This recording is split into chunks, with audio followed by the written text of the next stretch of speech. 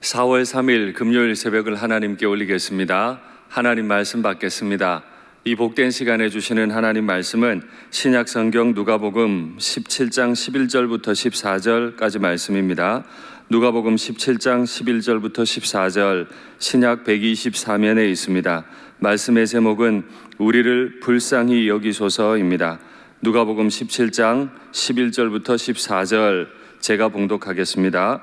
예수께서 예루살렘으로 가실 때 사마리아와 갈릴리 사이로 지나가시다가 한 마을에 들어가시니 나병 환자 10명이 예수를 만나 멀리 서서 소리를 높여 이르되 예수 선생님이여 우리를 불쌍히 여기소서 하거늘 보시고 이르시되 가서 제사장들에게 너희 몸을 보이라 하셨더니 그들이 가다가 깨끗함을 받은지라. 아멘. 사랑합니다. 이제 거의 주말입니다. 오늘 금요일 아침인데요. 또 오늘 주시는 하루가 주님 은혜 가운데 충만하시기를 바라고 활력 넘치시기를 바라고 회사 생활 잘 정리하시고 또 주말을 맞이하시면 좋겠습니다. 우리는 어제까지 믿음은 순종이다 하는 말씀을 계속해서 들어왔습니다.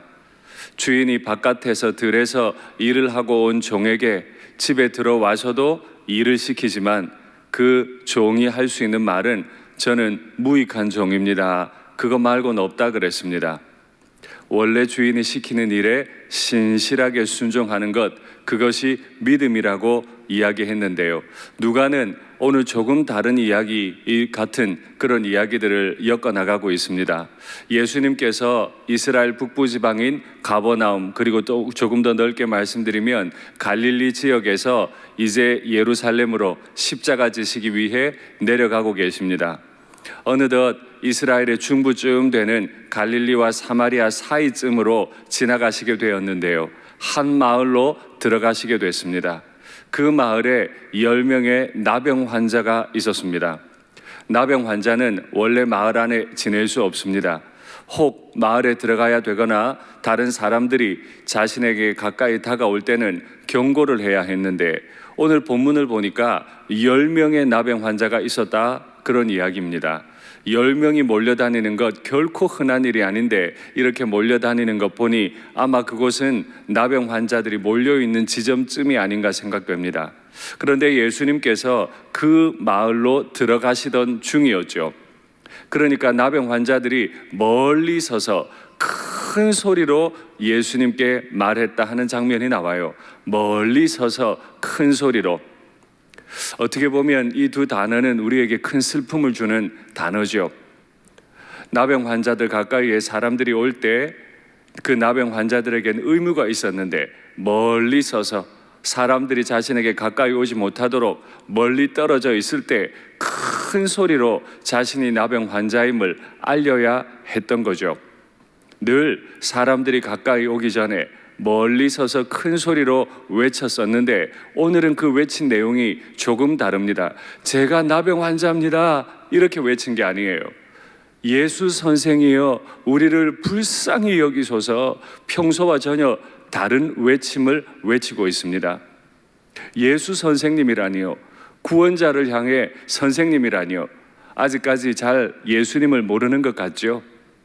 그리고 불쌍히 여겨달라니요, 그 천형과 같은 나병 환자들이 예수님께 불쌍히 여겨달라니요. 예수님이 어떻게 불쌍히 여기실 수 있을까요? 그런데요, 우리 예수님께서는 그날 놀라운 일을 행하시죠. 이 일의 결론은 우리 모두가 잘 알고 있습니다. 나병 환자가 10명 모두 치료받았다는 겁니다. 그런데 예수님께서는 다른 본문에서 행동하신 것과는 오늘 조금 다르게 행동하십니다. 손을 대해 주신다든지 말씀으로라도 내 몸이 나았다고 말씀해 주시든지 죄 사함을 받았다고 하시든지 어떤 말씀이 있으셔야 하는데 예수님께서는 아무런 말씀을 하지 않으세요. 오히려 제사장들에게 가서 보이라. 여러분 다른 복음서를 통해 이미 보셨습니다마는 제사장들에게 가서 몸을 보이는 이유는 내가 가지고 있던 모든 피부병이 나았습니다. 그래서 이제 나는 공동체에 들어가서 생활할 수 있겠습니다 하는 걸 증명받는 거예요. 그런데 나병 환자는 아직 몸이 낫지 않았습니다. 예수님께서 불쌍히 여겨달라고 외치는 그 나병 환자들에게 하신 말씀이 몸도 낫지 않았는데 너의 몸이 나았으니 가서 보이고 공동체 생활하거라, 이런 이야기예요. 만일 우리가 나병 환자라면 나병이 낫지도 않았는데 제사장에게 갈 용기가 있을까요? 제사장이 누굽니까? 자신을 동네 밖으로 내쫓은 사람이에요. 너는 문둥병 환자니까 들어올 수 없다, 나가거라, 이렇게 말한 사람인 거죠. 자신을 부끄럽게 한 사람인데 그 나병을 가지고 다시 갈 수 있겠습니까? 그런데 오늘 10명의 나병 환자들은 다른 어떤 말도 하지 않고 예수님 말씀대로 제사장에게로 갔다고 기록합니다. 가만히 생각해 보면 나병을 낫게 하는 건 예수님의 일이고 예수님 말씀에 순종해서 제사장에게로 가는 것은 우리의 일인 거죠. 결국 믿음은 순종입니다. 예수님께서 내게 말씀하시면 그 말씀이 이미 이루어진 줄로 믿고 걸음을 걷는 것, 행하는 것, 그것이 바른 믿음인 거죠. 그렇게 생각해 보면 성경에는 이런 일들이 참 많습니다. 가나 혼인 잔치에 술이 떨어졌습니다.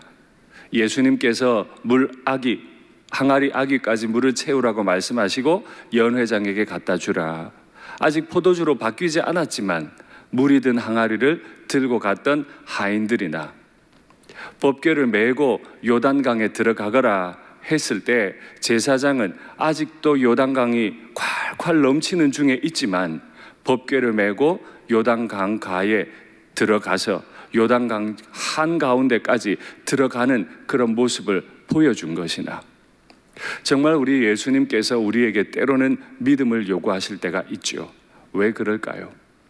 내 몸의 병이 잠깐 낫는 것, 내 앞에 강이 갈라지는 것, 그것도 중요하지만 우리에게 정말 필요한 것은 나를 구원하시는 예수님, 그분을 내 마음으로 아는 것, 내 인생의 주인으로 고백하는 것, 그것이 종이 주인의 곁에서 누릴 수 있는 가장 큰 영광이요, 피조물이 창조주 옆에서 누릴 수 있는 가장 큰 영광 아닙니까? 오늘 이 하루 많이 복잡하시겠지만 우리 주님 바라보며 주님 곁에서 주님의 아름다우심을 경험하고 주님 말씀에 순종하는 믿음이 참 착한 그런 성도로 이 하루 사시게 되기를 축복합니다. 같이 기도하시죠.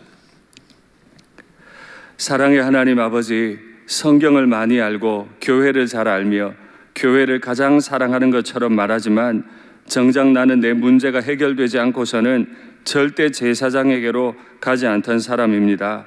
내 마음 시원하게 될 때, 이해가 될 때 순종하는 사람이었습니다. 그래서 나는 믿음 있는 자 같으나 실상은 죽은 믿음을 가진 사람이었습니다. 주여, 이제라도 간구하오니 저의 믿음 없음을 불쌍히 여겨 주옵소서. 몸에는 나병이 없으나 마음에 나병이 들어있는 저를 불쌍히 여겨 주시옵소서. 주님께서 지으신 이 땅이 너무 큰 고통 가운데 있으니 주여 이 땅을 불쌍히 여겨 주옵소서. 끝모를 이 고통도 주님께서 그 끝을 잡고 계심을 믿습니다. 주님만 이 문제를 해결하실 수 있음을 믿습니다. 땅에서 하늘이 너무 멀어 간절히 외칠 수밖에 없으니 주여 이 땅을 고쳐주시옵소서. 주 예수님의 이름으로 기도하옵나이다. 아멘.